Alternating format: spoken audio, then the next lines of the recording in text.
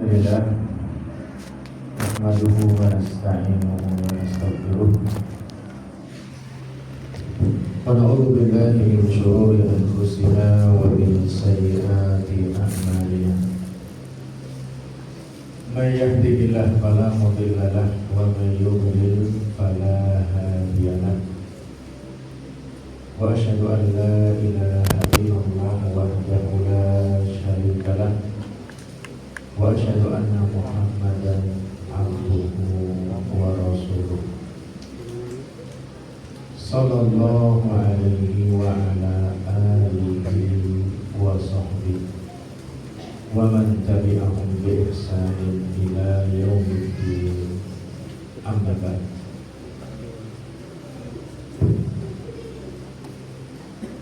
Pada para jamaah kajian Cahaya Sunnah, kepada yang kami hormati Bapak Kepala Desa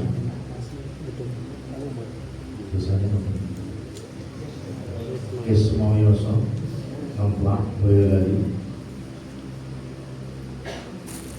yang kami hormati para pengurus Yayasan Cahaya Sunnah Boyolali, yang kami hormati bapak-bapak, ibu-ibu, hadirin hadirat, ikhwan wal akhwat yang senantiasa dimuliakan oleh Allah Subhanahu wa Ta'ala. Yang pertama, marilah kita panjatkan segala puji dan syukur kita hanya kehadirat Allah Subhanahu wa Ta'ala yang telah melimpahkan kepada kita semua banyak kenikmatan, sehingga pada malam hari yang berbahagia ini kita bisa berkumpul bermuajahah di SMP IT Al-Huda Nomplak Boyolali dalam keadaan sehat walafiat, dalam keadaan diberikan banyak kenikmatan oleh Allah Subhanahu wa Ta'ala. Semuanya insya Allah sehat ya. Pada malam hari yang berbahagia ini, para jamaah sekalian, materi yang akan kita bahas adalah jadilah pembuka pintu-pintu kebaikan. Dalam sebuah hadis dari sahabat Anas bin Malik radhiyallahu ta'ala anhu, beliau berkata, qala Rasulullah sallallahu alaihi wasallam, inna minan nasi mafatiha lil khair wa maghaliqa lisyarr. Sesungguhnya di antara manusia ada orang-orang yang menjadi pembuka kebaikan, penutup keburukan. Ini yang disebutkan oleh Rasulullah SAW kelompok yang pertama. Di antara manusia ada orang yang menjadi pembuka kebaikan, kuncinya kebaikan. Dia membuka kebaikan itu kemudian diikuti oleh orang lain dan menutup pintu-pintu keburukan. Ini kelompok yang terbaik. Kemudian Rasulullah SAW beliau melanjutkan, wa inna minan nas mafatiha lisyarr. Sesungguhnya di antara manusia itu ada orang-orang yang membuka pintu-pintu keburukan, maghaliqa lil khair, menutup pintu-pintu kebaikan. Jadi kelompok yang kedua ini adalah kebalikannya dari kelompok yang pertama. Jadi kalau membuka pintu-pintu kebaikan, ya, ngajak orang untuk sholat, ngajak orang untuk ke masjid, ngajak orang untuk berbuat baik, ngajak bersedekah, kemudian ngajak berinfak fisabilillah, ngajak bangun masjid, mendirikan tempat pendidikan, kemudian ngajak untuk belajar Al-Quran, itu pintu-pintu kebaikan. Kalau pintu-pintu keburukan ya maksiat, ngajak orang untuk judi online, ngajak orang untuk pornografi, ngajak orang untuk bermaksiat. Keburukan banyak sekali. Dan di antara keburukan itu ada kuncinya. Di antara kuncinya minum khamar. Kalau sudah minum khamar, nanti akan terbuka kemungkaran-kemungkaran yang lain, bisa berkelahi, bisa membunuh, bisa memperkosa, kemudian bisa berbuat yang lain. Dikatakan itu ummul khabaith oleh Rasulullah SAW. Minum khamar termasuk induk dari keburukan-keburukan. Ada di antara orang, mereka menjadi pembuka keburukan. Waliyadzubillah. Kemudian Rasulullah SAW beliau melanjutkan, fatuba liman ja'alallahu mafatihal khair ala yadayhi. Maka beruntunglah, fatuba, dikatakan tuba itu satu pohon di surga. Orang yang akan disebutkan itu dijanjikan untuk mendapatkan pohon di surga. Kalau mendapatkan pohon di surga berarti orangnya juga masuk surga.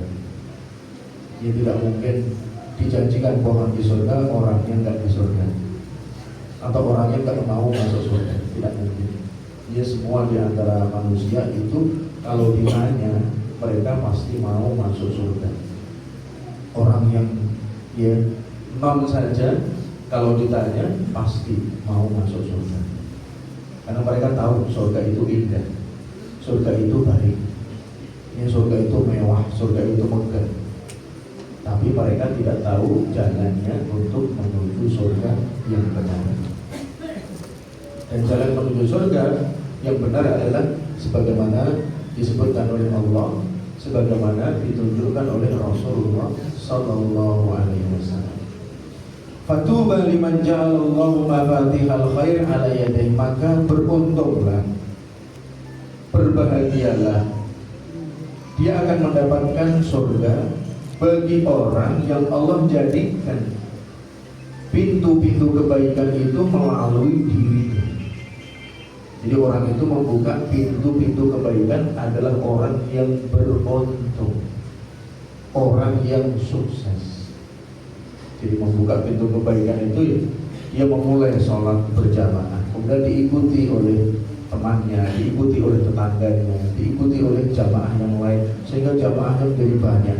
Karena dia yang membuka pintu kebaikan. Itu beruntunglah orang seperti itu. Dia mulai ngajak untuk belajar Al-Quran, kemudian orang lain ikut, orang lain meniru, mencontoh, maka orang itu adalah orang yang sukses. Kemudian wa wailun liman ja'alallahu mafatihasy syarr ala yadayhi. Dan celaka, binasa. Wail itu satu lembah di neraka, diancam akan mendapatkan siksa neraka bagi orang yang mana pintu-pintu keburukan itu melalui dirinya. Dia yang membuka kemaksiatan, dia yang membuka kebid'ahan, dia yang membuka kesyirikan, ngajak orang untuk menyembah selain Allah, ngajak orang untuk mengganggu orang lain, mengajak orang untuk bermaksiat itu binasa celaka. Ya, hadis diriwayatkan oleh Ibnu Majah, ya disahihkan oleh Syekh Al-Albani rahimahullahu taala. Kemudian para jamaah sekalian, disebutkan oleh Syekh Abdul Razak Al-Badr hafizahullah taala, salah seorang ulama dari Madinah. Beliau menyebutkan barang siapa yang menginginkan dirinya termasuk kelompok orang-orang yang menjadi pembuka kebaikan dan menutup pintu keburukan, maka hendaklah dia mengerjakan beberapa hal ini yang akan disebutkan ada 9. Yang pertama, al-ikhlas lahu lillah fil aqwali wal amal. Yang pertama, hendaknya dia mengikhlaskan semua perbuatannya, semua perkataannya hanya untuk Allah Subhanahu wa taala. Jadi yang pertama dan yang paling utama itu ikhlas. Jadi kalau kita mengerjakan satu ibadah harus ikhlas. Karena kalau kita tidak ikhlas, maka ibadah kita ditolak, tidak diterima. Karena syarat diterimanya ibadah kita, yang pertama adalah ikhlas, yang kedua adalah mencontoh dan mengikuti baginda Rasulullah sallallahu alaihi wasallam. Jadi ikhlas kepada Allah itu adalah perintah dari Allah itu sendiri. Wa ma umiru illa liya'budullaha mukhlishina lahud-dina hunafa wa yuqimus shalah wa yu'tuz zakat wa dzalika dinul qayyimah. Manusia itu tidaklah diperintah kecuali agar mereka beribadah hanya kepada Allah dengan mengikhlaskan agama ini dalam keadaan hunafa, lurus, dan mereka mau menegakkan sholat, mau menunaikan zakat. Yang demikian itu adalah agama yang lurus, agama yang benar. Dia di dalam surat Al-Bayyinah ayat yang kelima. Kemudian para jemaah sekalian, ikhlas di dalam perkataan. Jadi kita harus di dalam perkataan kita ikhlas. Kalau kita berdakwah dengan ikhlas. Kalau kita berdoa dengan ikhlas. Kalau kita berbicara dengan ikhlas. Kalau kita berzikir dengan ikhlas. Kalau kita baca Quran dengan ikhlas. Itu adalah yang paling utama dan yang paling penting. Jadi di dalam perkataan mengucapkan la ilaha illallah adalah perkataan yang terbaik. Ketika mengucapkan la ilaha illallah, kalimat tauhid harus ikhlas. Dia memahami maknanya. Tidak ada sesembahan yang benar yang berhak untuk diibadahi kecuali Allah Subhanahu wa taala. Kemudian para jemaah sekalian, ikhlas di dalam perbuatan. Kalau kita sholat kita ikhlas. Kalau kita menolong orang, kita menolongnya dengan ikhlas. Kalau kita beribadah kepada Allah, mendekatkan diri kepada Allah dengan berdoa, doa kita juga ikhlas. Kita mau sholat wudu, kita juga ikhlas. Kita melangkahkan kaki ke masjid dengan ikhlas. Kita membantu orang yang kesusahan dengan ikhlas. Bahkan ketika kita lewat mau ke masjid, ada sesuatu yang mengganggu di jalan, kita singkirkan juga dengan ikhlas. Jadi itu yang paling penting, mengikhlaskan perkataan dan perbuatan hanya untuk Allah Subhanahu wa taala. Kemudian yang kedua para jamaah sekalian, kalau kita ingin menjadi pembuka pintu-pintu kebaikan, yaitu berdoa kepada Allah Subhanahu wa taala dan memohon dengan sangat. Jadi tidak hanya berdoa saja, tapi juga dengan ilham. Ilham itu memohon. Memohon itu betul-betul mengharapkan kepada Allah Subhanahu wa taala. Karena tidak ada yang bisa memberi dari permintaan kita kecuali Allah. Tidak ada yang mampu untuk mengangkat satu keburukan kecuali Allah. Tidak, kalau kita sakit gak ada yang bisa menyembuhkan kecuali Allah. Kalau kita dalam keadaan diberi ujian oleh Allah, gak ada yang bisa membebaskan kita dari ujian itu kecuali Allah. Kalau kita dalam keadaan terjepit, susah, tidak ada yang bisa mengangkat kesusahan kita kecuali Allah Subhanahu wa ta'ala. Berdoa dengan tulus, berdoa dengan ilham, yaitu mengharapkan, betul-betul berharap hanya kepada Allah Subhanahu wa ta'ala. Karena doa itu adalah kunci dari segala kebaikan. Sebagaimana disampaikan Rasulullah SAW, doa wal ibadah, doa itu ibadah. Dalam riwayat yang lain, doa silahul mu'min, doa itu adalah senjatanya orang yang beriman. Jadi orang yang beriman itu punya senjata. Dimanapun juga, kapanpun juga bisa kita gunakan senjata itu, yaitu berdoa, meminta hanya kepada Allah. Kemudian para jamaah sekalian, meminta kepada Allah tidak harus dengan suara yang keras, karena Allah Subhanahu wa ta'ala itu maha dekat. Dia dalam sebuah hadis disebutkan ada seorang Arab Badui bertanya kepada Rasulullah SAW, wahai Rasulullah, Allah itu jauh apa dekat? Kalau Allah itu jauh, maka aku akan memanggilnya dengan suara yang keras. Tapi kalau Allah itu dekat, saya akan berbisik-bisik memanggil Allah Subhanahu wa ta'ala. Kemudian turunlah firman Allah Ta'ala, wa idza sa'alaka ibadi anni fa inni qarib ujibu da'watad da'i idza da'a falyastajibu li wal yu'minu bi la'allahum yarshudun. Apabila hambaku bertanya tentang aku, maka jawablah, hai Muhammad, sesungguhnya aku ini dekat.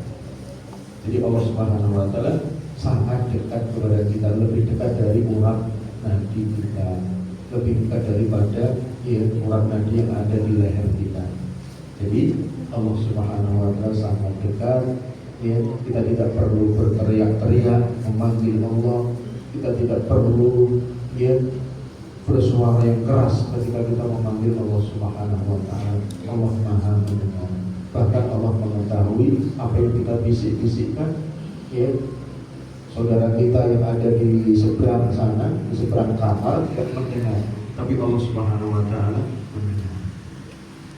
Demikian juga Allah mengetahui apa yang di dalam hati kita, yang di dalam dada kita. Kemudian yang ketiga para jamaah sekalian, al-hirsu ala talabil ilmi wa tahsilih. Jadi bersemangat di dalam menuntut ilmu, di dalam ngaji, di dalam belajar ilmu agama. Karena menuntut ilmu itu satu kewajiban bagi setiap laki-laki dan wanita. Thalabul ilmi fardhatun ala kulli muslim. Menuntut ilmu itu adalah satu kewajiban atas setiap muslim, laki-laki dan wanita. Menuntut ilmu adalah jalan menuju surga. Man salaka tariqan yaltamisu fihi ilman sahalallahu lahu bihi tariqan ilal jannah. Barang siapa yang menempuh satu jalan untuk menuntut ilmu, maka Allah akan mudahkan baginya jalan menuju surga. Jadi menuntut ilmu itu sangat mulia. Jadi kalau kita ingin menjadi orang yang membuka pintu-pintu kebaikan, harus menuntut ilmu, harus mengetahui mana yang baik dan mana yang buruk. Sebagaimana dikatakan sahabat Hudzaifah bin Yaman, beliau mengatakan, araftu syarra la li syarri lakin litawaqqihi wa man la ya'rifu syarra minal khairi yaqa fihi. Jadi sahabat Hudzaifah bin Yaman, salah seorang sahabat yang sangat mengetahui tentang fitnah yang dikabarkan oleh Rasulullah SAW. Fitnah yang akan terjadi setelah meninggal beliau, itu sahabat Hudzaifah bin Yaman adalah orang yang sangat memahami. Makanya beliau banyak bertanya kepada Rasulullah SAW tentang satu keburukan, ya, kejelekan. Tapi bukan untuk dikerjakan, tapi untuk diwaspadai, jangan sampai ya kita terjatuh di dalam keburukan.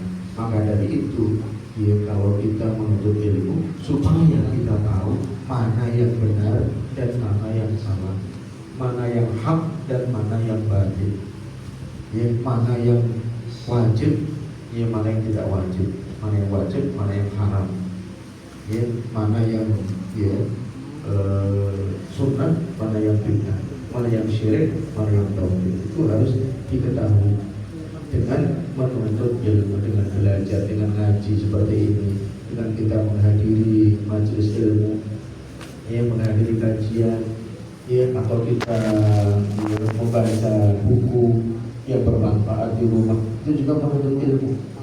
Ini dikatakan oleh Syekh Sa'di rahimahullah ta'ala, berjalan menuntut ilmu itu tidak harus berjalan dengan ya dengan kata.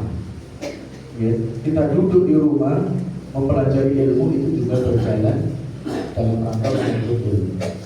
Jadi ya mendengarkan radio Islami, ya mendengarkan YouTube Islami, ya ceramah, muhadharah, kajian Islami, sunnah, ya itu juga menuntut ilmu.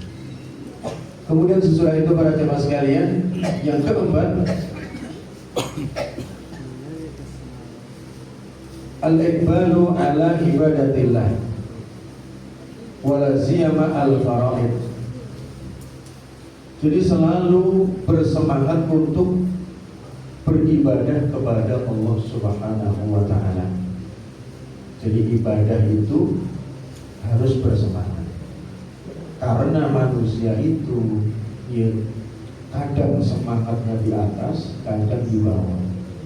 Ya, sebagaimana disabdakan Rasulullah SAW, ya setiap orang itu memiliki masa-masa futur, ya masa-masa ya melemahnya keimanan kita.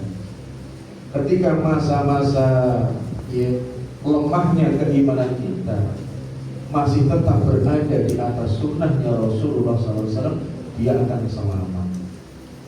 Jadi terkadang kita semangat sekali, terkadang kita ngeluh sekali. Ketika ngeluh ini jangan sampai ditinggalkan hal-hal yang wajib. Sholat 5 waktu jangan sampai ditinggalkan, karena setiap orang pasti ya, tidak mungkin dia semangat itu terus berada di atas. Terkadang menurun, ya terkadang menurun lagi. Jadi yang seperti itu hendaknya kita perhatikan, ya wasiatnya para ulama, kalau kamu dalam keadaan futur, kamu dalam keadaan ya putus semangat, jangan tinggalkan sholat 5 waktu. Kemudian jangan ditinggalkan juga sholat rawatib. Ya, sholat rawatib itu sholat sunnah yang mengiringi sholat wajib. Ya sebelum subuh, kemudian ya sebelum zuhur bisa 2 rakaat atau 4 rakaat, sesudah zuhur 2 rakaat, sesudah maghrib 2 rakaat, sesudah isya 2 rakaat. Ya, meskipun kita putus semangatnya kurang, jangan sampai ditinggalkan sholat 5 waktu dan sholat rawatib.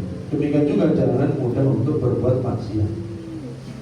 Ya, jangan mudah untuk berbuat maksiat meskipun kita dalam keadaan yang kurang bersemangat.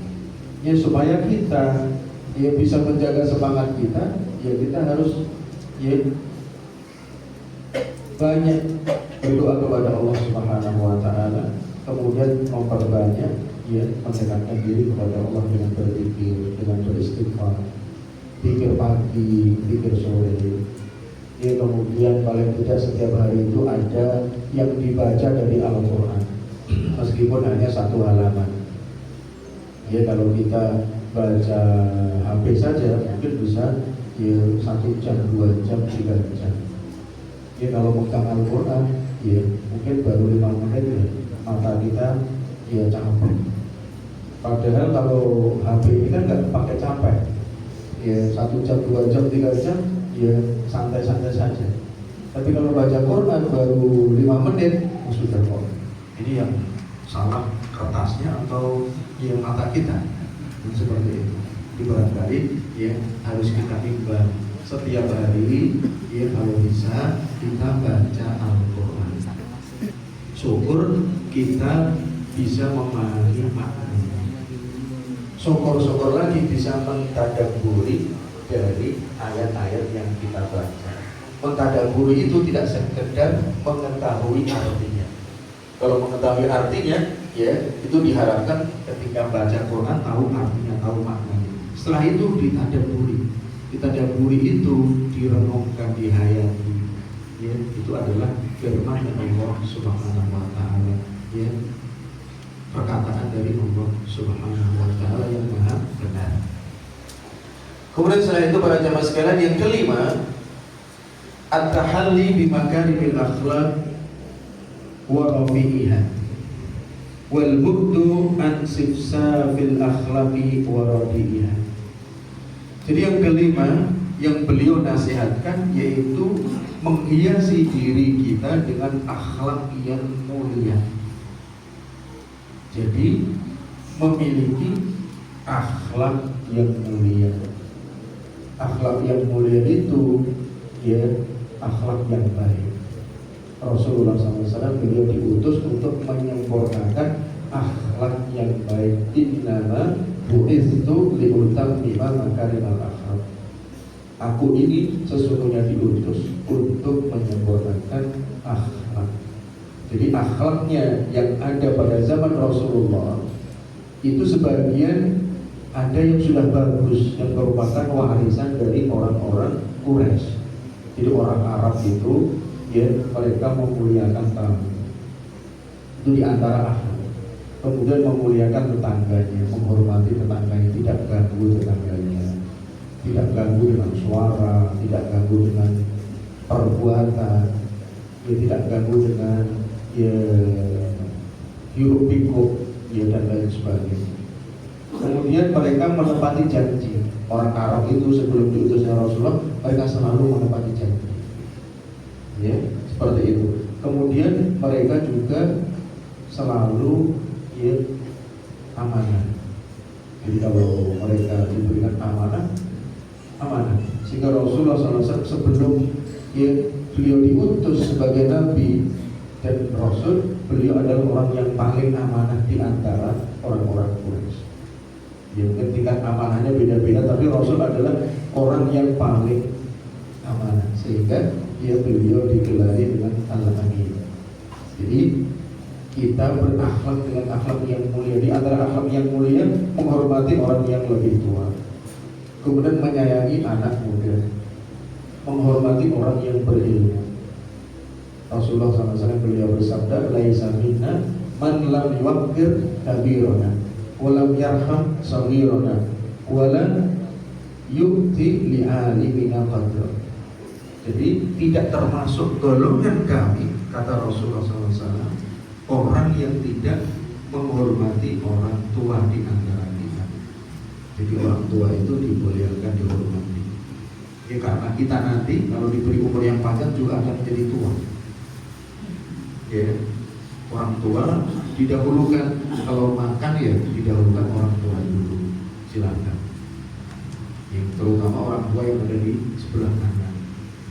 Masuk satu tempat ya orang tua. Demikian juga menyayangi yang muda, yang tua juga menyayangi yang muda. Jangan sampai mentang-mentang sudah tua, ya dia menindas yang muda, kemudian menghina yang muda, membuli yang muda. Itu tidak boleh. Ya kakak kelas membuli adik kelasnya, ya di pondok atau di asrama, di sekolahan. Sekarang kan seperti itu, kakak kelas yang sudah senior, ya dia membuli adik kelasnya. Ya, karena dulu dia juga dibully kakak kelasnya, sekarang balas dendam. Yang seperti itu ya tidak baik. Akhlak yang mulia ya menyayangi yang mulia. Ketika juga menghormati orang yang berilmu. Orang yang berilmu meskipun dia masih muda dihormati. Ya lebih daripada anak muda yang seusianya. Ya dahulu Ibnu Abbas itu masih muda sekali. Ia masih remaja, tapi dimuliakan. ya karena beliau adalah orang yang alim hafal Quran, kemudian mengetahui tafsir Al-Quran, sehingga dijuluki turjuman Al-Quran. Ya, kemudian menghafal hadis yang sangat banyak. Itu sahabat Abdullah bin Abbas. Jadi dimuliakan ya oleh Khalifah Umar bin Khattab, dimuliakan oleh Abu Bakar As-Siddiq karena berilmu. Kemudian ya, akhlak yang mulia harus dijaga di dalam masyarakat ini. Ya, kalau di dalam masyarakat sudah tidak ada akhlak mulia, ya maka ya masyarakat lama-kelamaan akan menurun moralnya. Ya, etika sudah tidak ada. Ya, kemudian saling mengganggu satu dengan yang lain. Ya, kemudian tidak saling menghormati, tidak saling menyayangi. Ya, kemudian ya terjadi hal-hal yang tidak baik. Jadi antara akhlak yang mulia, ya mengucapkan salam, kemudian bermuka manis ketika berjumpa dengan saudaranya, kemudian tersenyum. Ya, kalau tertawa ya boleh, ya, tapi Rasulullah SAW beliau kalau tertawa tidak terbahak-bahak dan tidak juga membuat orang lain ya terbahak-bahak. Tertawa cukup ya tertawa yang ya seperlunya saja. Itu ya akhlak yang terbaik adalah akhlaknya Rasulullah SAW. Maka yu'minu billahi wal yawmil akhir falyaqul khairan. Barang siapa yang beriman kepada Allah dan hari akhir, hendaknya dia berkata yang baik. Auliyasmut, kalau nggak bisa berkata yang baik, hendaklah diam. Wa man kana yu'minu billahi wal yawmil akhir falyukrim dhaifahu. Barang siapa yang beriman kepada Allah dan hari akhir, hendaknya memuliakan tamunya. Wa man kana yu'minu billahi wal yawmil akhir falyukrim jarahu. Hendaknya orang yang beriman kepada Allah dan hari akhir memuliakan tetangganya, tidak mengganggu tetangganya. Wallahi la yu'min, wallahi la yu'min, wallahi la yu'min. Demi Allah tidak beriman. Kemudian ditanyakan para sahabatnya, bertanya kepada Rasulullah SAW, siapakah dia wahai Rasulullah? Alladzi la ya'manu jaruhu bawa'iqahu. Jadi orang yang tidak sempurna imannya itu apabila tetangga-tetangganya merasa tidak aman dari gangguannya, gangguan lesannya, gangguan tangannya, gangguan kakinya, dan lain sebagainya. Jadi yang seperti itu adalah akhlak yang mulia, yaitu memuliakan tetangganya, menghormati tetangganya. Kemudian setelah itu para jemaah sekalian, yang keenam, murafaqatul akhyar wa mujalasatus shalihin. Bergaul dengan orang-orang yang baik, berteman dengan orang-orang yang baik. Jadi bergaul dengan orang-orang yang baik di dunia nyata dan juga di dunia maya. Ya, sekarang banyak pertemanan ya, sosial media, yaitu pertemanan yang buruk, yang menyebarkan keburukan, menyebarkan kebohongan, menyebarkan hoax, menyebarkan akhlak-akhlak yang buruk, menyebarkan sesuatu yang merusak orang, dengan mudah sekali didapatkan di media sosial pada zaman sekarang. Jadi kalau tidak percaya bisa dilihat media sosial pada sekarang. Makanya pertemanan di media sosial juga harus ada batasnya. Cari teman yang baik, yang meng-share kajian, yang meng-share kebaikan, informasi-informasi yang bermanfaat, yang membuat konten yang mendidik. Kebanyakan konten tidak mendidik. Kebanyakan konten hanya meraup follower yang banyak, viewer yang banyak, sehingga dia akan mendapatkan keuntungan dari situ, supaya membuat orang lain tertawa, supaya membuat orang lain dibodohi dan lain sebagainya. Banyak sekali pada zaman sekarang seperti itu, karena zaman teknologi. Demikian juga duduk dengan orang-orang saleh. Seperti ini di majelis ilmu, duduk dengan orang yang saleh, orang yang baik. Ketika duduk dengan orang saleh, seakan-akan kita duduk dengan orang yang jual minyak wangi. Orang yang jual minyak wangi, meskipun kita nggak beli, ya bisa jadi dia menghadiahkan kepada kita, atau mengoleskan minyak wanginya kepada kita. Atau kalau kita nggak dikasih, nggak dioleskan minyak wangi, kita akan mencium bau yang harum. Itu kalau kita bergaul dengan orang yang salah. Tapi kalau kita bergaul dengan orang yang salah, orang yang nggak baik, orang yang buruk, seperti kita bergaul dengan tukang pandai besi. Tukang pandai besi itu kalau kita nggak terkena apinya, ya minimal kita akan terkena baunya, terkena asapnya. Terkadang baju kita bolong, ya terkadang kulit kita sakit karena kita ya bergaul dengan orang yang tidak baik. Umpamanya diumpamakan oleh Rasulullah seperti orang yang bergaul dengan tukang pandai besi atau tukang las. Ini bukan berarti profesi pandai besi atau las itu tidak baik. Profesinya baik juga, yaitu ya perumpamaan. Lasnya itu las nggak apa-apa, las bagus. Ya, kita ya mencari maisha yang halal itu ada ya perumpamaan. Nah, kalau itu kita pindah aja profesi jadi tukang minyak wangi semua. Ya, nggak boleh seperti itu, yaitu hanya perumpamaan. Kemudian para jamaah sekalian, yang ketujuh, an-nushu li ibadillah hala mu'asyaratihim wa mukhalafatihim. Jadi memberikan nasihat ketika kita bergaul dengan saudara-saudara kita. Jadi kalau ya kita bergaul dengan saudara kita itu lebih baik daripada kita uzlah. Kalau kita melihat sesuatu yang gak baik di masyarakat, sebagian orang, saya mau uzlah, saya mau pindah, saya mau tinggal di satu tempat terpencil di gunung, mau tinggal di pantai, ya supaya tidak ketemu dengan keburukan. Dan seperti itu tidak baik. Ya, orang yang bergaul dengan masyarakat, orang yang bergaul dengan kaum muslimin dan bersabar akan gangguan yang muncul dari mereka, itu lebih baik daripada orang yang uzlah. Ya, kita di masyarakat beraneka ragam karakter manusia yang ada di masyarakat. Ada yang jujur, ada yang kurang jujur, ada yang tidak jujur. Ya, ada yang bicaranya baik, ada yang bicaranya kurang baik, ada yang bicaranya kotor. Ya, kita harus bersabar yang seperti itu.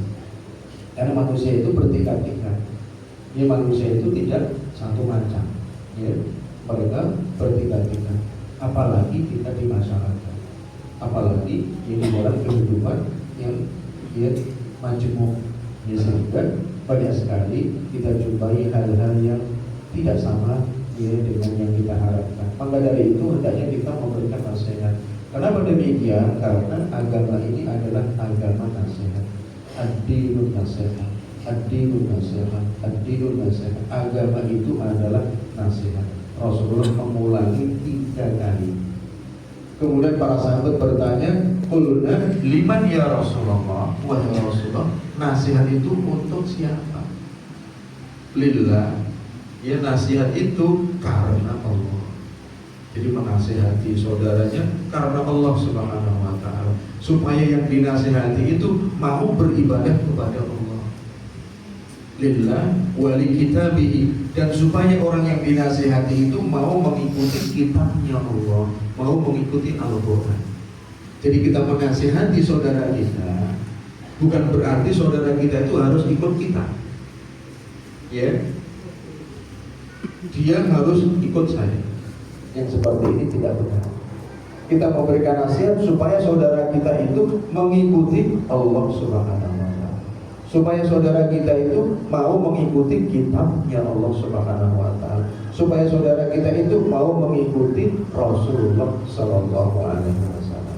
Jadi ya, bukan berarti ketika kita berdakwah mengajak orang lain mengikuti golongan kita, mengikuti kelompok kita, mengikuti pikiran kita, itu tidak benar. Kita ngajak itu, kita berdakwah itu ikhlas, yaitu untuk Allah Subhanahu wa ta'ala. Karena sebagian orang yang berdakwah mengajak orang lain untuk kelompoknya, untuk dirinya, untuk pribadinya, untuk fanatik ya kepada ya golongan dan lain sebagainya. Itu para jamaah sekalian, memberikan nasihat ketika kita bergaul dan berhubungan dengan orang lain, dikedepankan nasihat. Ya kalau nggak ada nasihat, nanti nggak akan ada amar ma'ruf nahi munkar. Islam itu menjadi agama yang istimewa karena ada amar ma'ruf nahi munkar. Amar ma'ruf itu ngajak kepada yang baik, nahi munkar melarang dan mencegah dari yang munkar. Beda dengan Yahudi. Kalau Yahudi itu ada kemungkaran dibiarkan. Ya orang yang ngajak ma'ruf itu ya mereka nanti akan diasingkan. Jadi ya harus ada orang yang amar ma'ruf dan nahi munkar. Kemudian para jamaah sekalian yang ke-8, tadakkurul ma'ad wal wuquf baina yaday rabbil alamin. Jadi kalau kita ingin menjadi pembuka pintu-pintu kebaikan, kita selalu mengingat hari akhir, selalu mengingat kita nanti akan kembali kepada Allah Subhanahu wa ta'ala dan akan berdiri di hadapan Allah. Kita nanti akan dipanggil oleh Allah, berhadapan di depan Allah Subhanahu wa ta'ala. Tidak ada antara kita dan antara Allah itu penerjemah. Jadi ya kita nanti akan berhadapan langsung satu orang. Kita ngajak teman nggak bisa, kita ayo rame-rame. Ya nanti kita jawab bareng nggak bisa. Ya semuanya akan dipanggil satu persatu. Jadi kalau kita mikir banyak sekali ya, miliaran orang, ya itu bagi Allah mudah sekali. Allah menciptakan mereka saja bisa, Allah mematikan mereka saja bisa, apalagi hanya ia memanggil mereka satu persatu, sangat mudah bagi Allah Subhanahu wa ta'ala.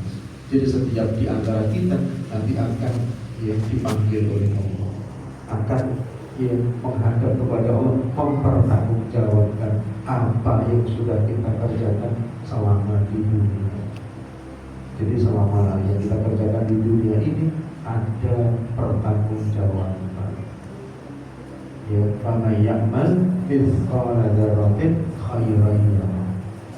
Barang siapa yang beramal seberat biji sawi dari kebaikan, ya roh, dia akan melihat. Wa may ya'mal mithqala dzarratin syarran yarah. Dan barang siapa yang beramal satu biji sawi dari keburukan, dia akan melihat.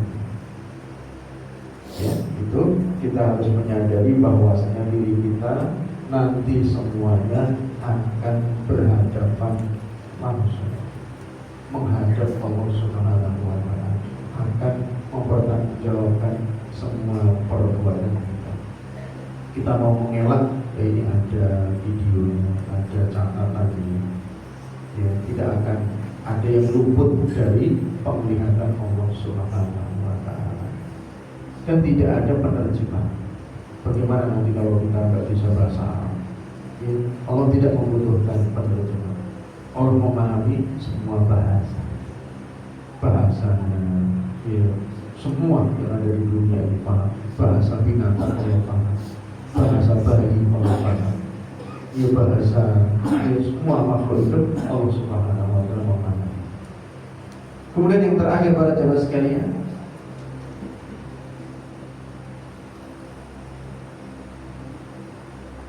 agar kita bisa menjadi pembuka pintu-pintu kebaikan, yaitu bersemangat di dalam kebaikan dan memberi manfaat untuk orang lain. Ini bersemangat di dalam kebaikan. Jadi kalau diri kita nggak ada semangat ya, untuk kebaikan, ya kita mau menjadi pembuka pintu kebaikan itu susah. Karena diri kita saja nggak semangat untuk berbuat baik. Ya, kalau kita sudah bersemangat berbuat baik, nanti orang lain akan mengikuti. Ya, seorang ayah dia ingin berbuat baik, ya dia pergi ke masjid, nanti akan diikuti anak-anaknya.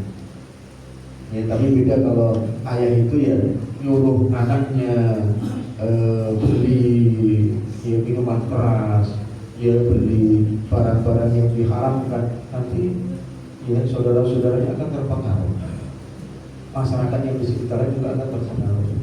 Ya minimal akan mengatakan itu biasa. Ya beda kalau kita berbuat kebaikan, nanti akan ya bisa mempengaruhi orang-orang di sekitarnya untuk ya kebaikan tersebut. Jadi ya harus ada semangat di dalam perbuatan baik. Dan ketika kita ingin menjadi pembuka pintu kebaikan, harus ada pengorbanan.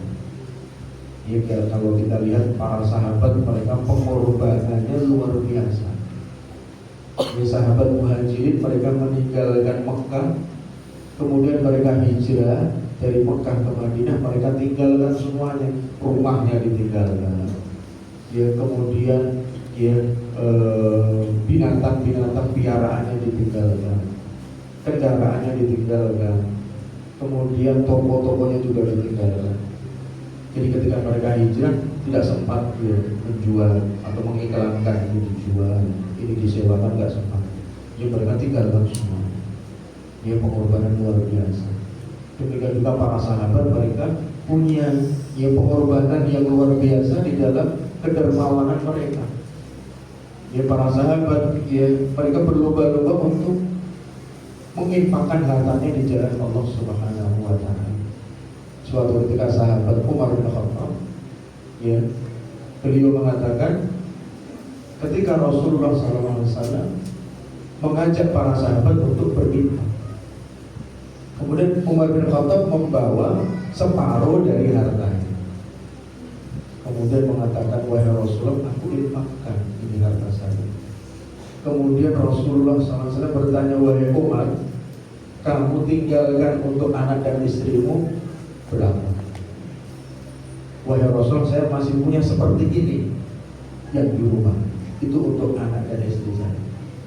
Kemudian datanglah Abu Bakar As-Siddiq, kemudian mengatakan, wahai Rasul, ini harta saya infakkan fisabilillah. Kemudian ditanya oleh Rasulullah SAW, wahai Abu Bakar, apa yang kamu tinggalkan untuk anak dan keluarga? Kemudian Abu Bakar As-Siddiq menjawab, aku tinggalkan anak dan keluargaku, Allah dan Rasulullah. Semuanya saya bawa ke sini, nggak ada yang tersisa di rumah, semuanya saya infakkan fisabilillah. Sahabat Umar yang tadi ya akan mengira kita akan mendahului Abu Bakar, kita akan mengalahkan Abu Bakar dalam kondisi seperti ini, ternyata nggak bisa.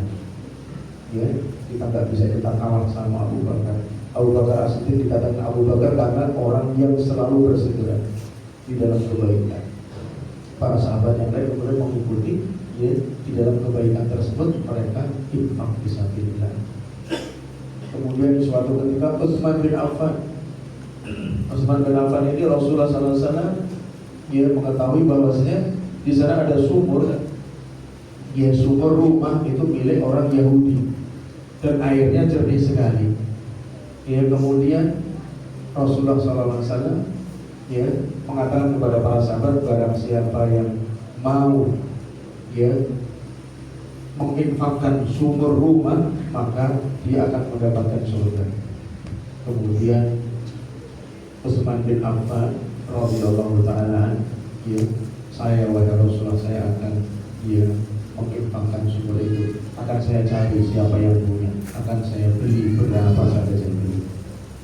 Ya, kemudian dibeli, kemudian diwakafkan sumur rumah.